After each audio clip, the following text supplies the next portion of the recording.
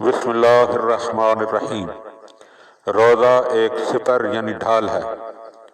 قال رسول اللہ صلی اللہ علیہ وآلہ وسلم الصوم جنۃ من النار۔ رسول خدا صلی اللہ علیہ وآلہ وسلم نے ارشاد فرمایا، روزہ جہنم کی آگ سے سپر ہے۔ الکافی جلد نمبر 4 صفحہ نمبر 162۔ روزے کی اہمیت۔ قال رسول اللہ صلی اللہ علیہ وآلہ وسلم الصوم فی الحر جہاد۔ رسول خدا صلی اللہ علیہ وآلہ وسلم نے فرمایا، گرمی میں روزہ رکھنا جہاد ہے۔ بحار الانوار جلد نمبر 96 صفحہ نمبر 257۔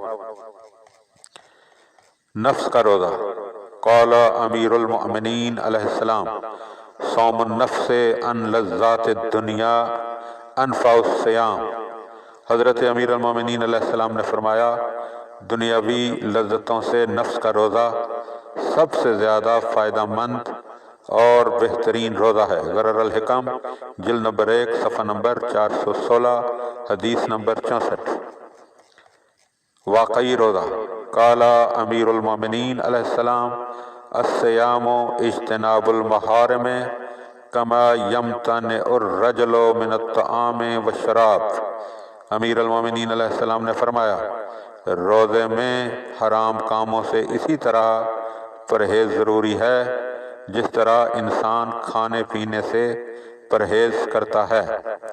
بحار جلد نمبر 93 صفحہ نمبر 249۔ بہترین روزہ۔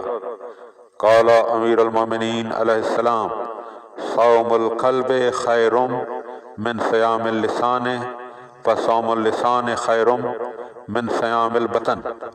امیر المومنین علیہ السلام نے فرمایا، دل کا روزہ زبان کے روزے سے بہتر ہے اور زبان کا روزہ شکم کے روزے سے بہتر ہے۔